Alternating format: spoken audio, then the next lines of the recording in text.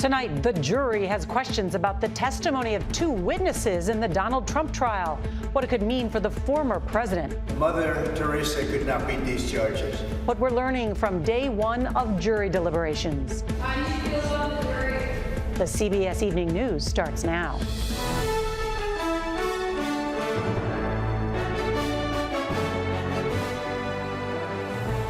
Donald Trump just leaving the courthouse after spending 5 hours waiting for the jury to decide his fate. Good evening, I'm Nora O'Donnell, and thank you for being with us. Day one of deliberations is done, and there's still no verdict. But the jury did send two notes to the judge.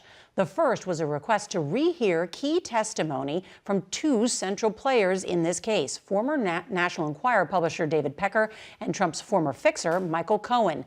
They specifically want to hear what both men said about a Trump Tower meeting where Pecker says they came to an agreement with, quote, Trump himself about a scheme to kill negative stories about him, among other pieces of testimony. The jury wants to rehear those instructions from the judge. Those are the only clues that we have about what is happening inside the deliberation room as the jury weighs a historic decision whether or not to convict the former president. CBS's Robert Costa was inside the courthouse, and he will start us off tonight. Donald Trump's fate is now in the hands of 12 New Yorkers. Mother Teresa could not beat these charges. The decision is up to the jury of 7 men and 5 women. Among them, 2 lawyers, a teacher, and a banker, sequestered in a jury room just feet from the courtroom. No cell phones allowed, but they have access to a laptop containing all the evidence. What's it like being inside the jury room? It's a pretty extraordinary experience because you have people from all walks of life, all kinds of different diverse backgrounds who are now charged with making this very important decision. They're also, quite frankly, very aware that the world is watching them. The jurors were given strict instructions by Judge Juan Merchan to set aside any opinions and bias in reaching their verdict. He laid out each of the 34 counts Trump faces and pointed to documents related to the payments to Stormy Daniels. 11 invoices from Michael Cohen, 11 checks, 9 of them signed by Trump, and 12 entries in the Trump Organization's ledger. The prosecutors say those were reimbursements for hush money. Trump's lawyers say they were legal expenses. If convicted, Judge Merchan could sentence Trump to serve up to 4 years in prison or impose a sentence of probation with no jail time. How long could these deliberations last? There's no real telling. There's 34 charges here, so they have to come up with a verdict on each of these charges, so it could take a while. To find Trump guilty, the jury would have to unanimously decide he acted personally or with others to falsify business records, and that he did so with an intent to defraud, while also intending to aid or conceal another crime. I would predict that they would spend most of the day tomorrow going through the evidence and trying to come up with a verdict and potentially come up with something Friday afternoon, but you really never can tell with juries. As you noted, all eyes now on that August 2015 meeting, a crucial meeting at Trump Tower, where David Pecker pledged to be the, quote, eyes and ears for the Trump campaign and set up an alleged catch-and-kill operation to help Trump. The jury clearly wants to review that testimony before they issue a verdict. Nora. Robert Costa, thank you for being there. Tonight, Supreme Court Justice Samuel Alito is flatly rejecting calls by congressional Democrats to recuse himself in cases involving former President Donald Trump. It's all because of 2 flags seen flying outside his homes. The first was an upside-down American flag seen outside his Virginia residence. The other was an Appeal to Heaven flag, a symbol carried by January 6 rioters. It flew outside the justice's vacation home last summer. CBS's Jan Crawford covers the Supreme Court for us. And Jan, I've looked at this 3-page letter from Justice Alito, and more than half a dozen times he blames his wife for the flags. Well, in this letter to the Democrats, Justice Alito said there is no reason for him to recuse because flying flags was his wife's doing. And Nora, that is a position that this couple has maintained since that first flag was discovered more than 3 years ago. Alito says today that he had nothing to do with flying any flags. And he writes, quote, I was not even aware of that upside down flag until it was called to my attention. And as soon as I saw it, I asked my wife to take it down. But she refused for several days. For several days, she refused, and then she took it down. Now, at the center of this, he says, is a big dispute with a neighbor. As for that appeal to heaven flag at their beach house, Justice Alito said neither he or his wife knew that historic flag had any connection with that Stop the Steal movement. And Jen, just hours after Justice Alito's letter, Donald Trump on Truth Social congratulated Alito for, in his words, showing the intelligence, courage, and guts to refuse stepping aside from making a decision on anything January 6th related. Just to remind everyone, what are the two key cases about January 6th that are before the Supreme Court that we're waiting on? Well, one, whether or not former President Trump is immune from prosecution for allegedly trying to obstruct the 2020 election. And if he's not immune, what charges can he face? Now, Nora, some see this flag controversy as an effort by Democrats to undermine the legitimacy of the Supreme Court. Jan Crawford, thank you. Now to some news involving the world's top golfer, Scottie Scheffler. All charges have been dropped. He was accused of dragging a police officer with his car at the PGA Championship 2 weeks ago. CBS's Janet Shamlian reports on what the prosecutor and Scheffler's attorney are saying tonight. Defending Masters champion Scottie Scheffler vindicated. Mr. Scheffler's characterization that this was, quote, a big misunderstanding, close quote, is corroborated by the evidence. Guys. Scheffler was booked on charges of felony assault of a police officer and 3 other criminal counts earlier this month, as the 27-year-old attempted to drive into Louisville's Valhalla Golf Club amid heavy traffic following a fatal accident. Why does it matter if he's a security guard or a police officer? Because if somebody's telling you to stop. Yes, you're right. I should have stopped. I did get a little bit impatient because I'm quite late for my tee time. His attorney confirmed this is Scheffler talking to police after the arrest. The golfer saying he did not know the man was an officer and calling him over-aggressive. Detective Brian Gillis alleged Scheffler ignored instructions and continued driving, dragging the officer to the ground. But there's no body cam footage. Louisville police say Gillis never turned it on, a policy violation. Scheffler's attorney says today's agreement stipulates neither side will pursue legal action related to the arrest. Scottie Scheffler doesn't want the taxpayers of Louisville to have to pay him a dime. He wishes to move forward from this case.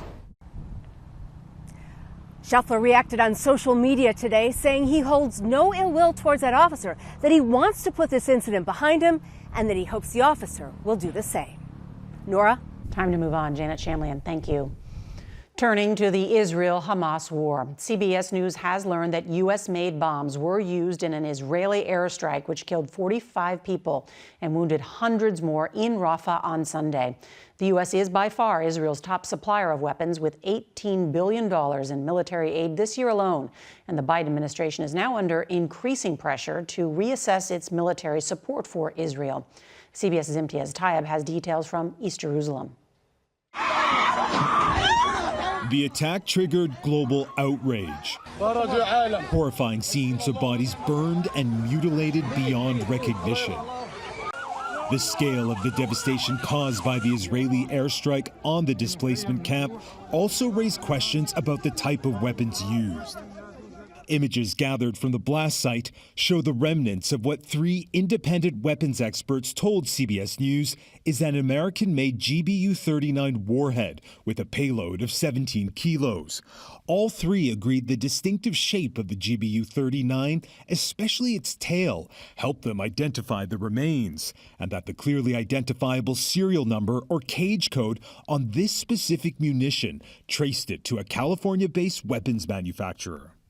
Following the strike, Israeli officials said the strike targeted senior Hamas commanders and confirmed 2 munitions also weighing 17 kilos were used. Absent a complete investigation, I can't verify any of this. Eyewitnesses say Israel's now widening its offensive in Rafah. Tanks have moved into the heart of the city for the first time. And of the over 1 million displaced from there in the last few weeks, some are making their own shelters out of spent shells, which are littered across Gaza, and many are U.S.-made, including Hisham Imad al-Asi. Everything is destroyed because of these Israeli and American weapons, he says, because of America's support for Israel. And as fighting continues to intensify across Rafah, the Israeli military announced 3 of its soldiers had been killed in an attack, Nora. While tonight, Israel's national security advisor said the war in Gaza could last through to the end of the year. Imtiaz Tayeb, thank you. Now to the campaign trail. President Biden and Vice President Harris launched a major push to shore up support among black voters, a crucial Democratic voting bloc. Part of that push included taking aim at Donald Trump's record on black unemployment. CBS's Ed O'Keefe reports from Pennsylvania.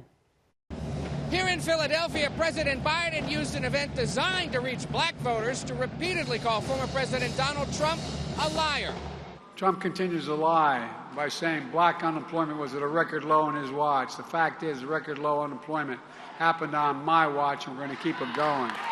While the president maintains a wide lead among black voters, Trump is cutting into the president's advantage with them. Just in Pennsylvania, a crucial state, CBS polling shows the president down from his 2020 election numbers with black voters, and Trump is up from 4 years ago. In an election poised to be one of the closest ever and decided by just a handful of states, Biden can't afford any loss of support. Because you voted, I was able to keep my commitment to appoint the first black woman on the United States Supreme Court. Add to that the first black vice president and secretary of defense. But some voters here say he should be much more focused on the economy. He's got to worry about dollars and cents. That's really it, yeah. Everything's changing. You can go into the supermarket, right? The prices are going up, but the salary's not going up with everything else. Ed O'Keefe, CBS News, Philadelphia. A plane makes an emergency landing on a busy highway. We've got the details next. And later, our Eye on America with a look at the quality of care at nursing homes that are owned by for-profit companies. Quite a sight on a busy South Carolina highway today when a small plane used the road as a runway to make an emergency landing. Both people on board made it out safely. There were no injuries. A pickup truck towed the plane away. Next, in Eye on America, we take a close look at the takeover of nursing homes by for-profit companies and what it means for the quality of care. It's an eye-opening report next.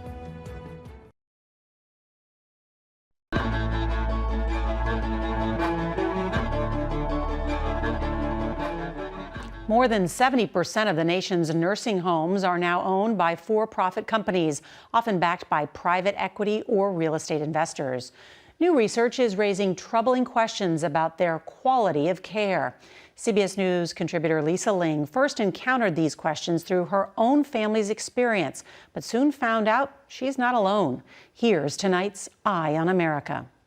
This is Berkeley East, a for-profit skilled nursing facility in Southern California, where my 92-year-old mother-in-law, Grace Song, spent a month after a hospitalization. When you go through all this stress, I'm just so deadly tired. I began recording her during my visits after she told me she struggled to get the attention of staff, and medication she says she was told to take promptly at 8 a.m. routinely came hours late. So then you're starting to panic because so much time is passing by. So I was pushing the bus to find out what's going on. One night, my mother-in-law, who was a fall risk, was left alone in the bathroom and fell. She hit her head and was sent back to the ER. This is where you feel, how did I get to be so helpless? More than 70% of U.S. nursing homes are now run by for-profit companies, and there's growing evidence patients are paying the price. Harvard professor David Grabowski is an expert on nursing home policy. The vast majority of quality problems in the U.S. are centered in for-profit nursing homes. Most U.S. nursing homes rely on taxpayer money from Medicare and Medicaid. Grabowski told us as profit-seeking investors have poured in, it's become more difficult to track where the money goes. We really don't know kind of how they're using public dollars and whether they're actually going into direct resident care. What is clear from federal research, many of these facilities have been found to have lower staffing and worse quality of care. In 2019, Berkeley East was taken over by a for-profit company called Aspen Skilled Healthcare, a mid-sized chain of more than 24 nursing homes. How often were you exposed to examples of gross negligence? It felt like on a daily basis. This nurse, who asked to appear in shadow, left Berkeley East after working there more than a decade. She was one of 5 current and recent former employees who told CBS News patient care had been compromised after Aspen took over. What would you say the biggest changes were? When we try to call upper management, they wouldn't even pick up the phone or call us back. They would just leave us short on the floor.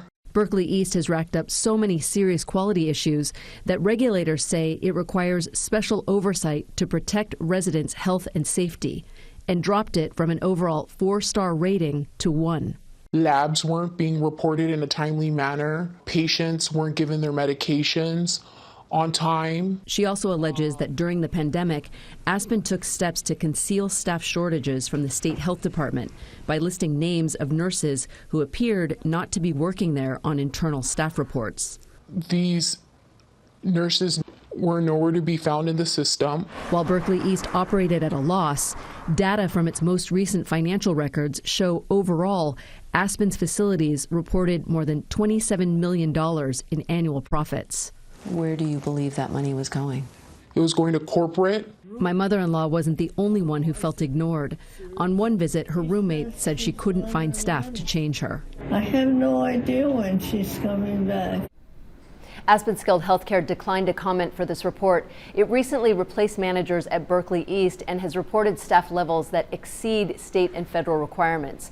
In a statement, an industry lobbying group said it supports financial transparency and accountability, but says these issues distract from others like chronic government underfunding and a growing worker shortage. Nora? Lisa, thank you for your reporting. And tomorrow we'll show you the efforts being made by the federal government to require more transparency from the industry.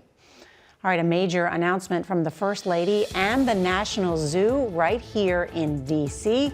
That's next. This portion of the CBS Evening News is sponsored by Verizon. Red Hot Deal Days are here. Shop the biggest deals of the season. Finally, tonight's Heart of America, it's pandemonium here in D.C. with the return of some wildly popular residents at the National Zoo. 2 new giant pandas, Bao Li and Qingbao, will be arriving later this year from China. Bao Li, whose name means treasure and energetic, is actually the son of a female giant panda who was born at the zoo in 2013. How about that coincidence? First Lady Jill Biden helped make the announcement this morning, continuing a 52-year tradition of panda diplomacy with China. Washington's prior 3 pandas returned home in November. Bao Li and Qingbao, they're tonight's Heart of America.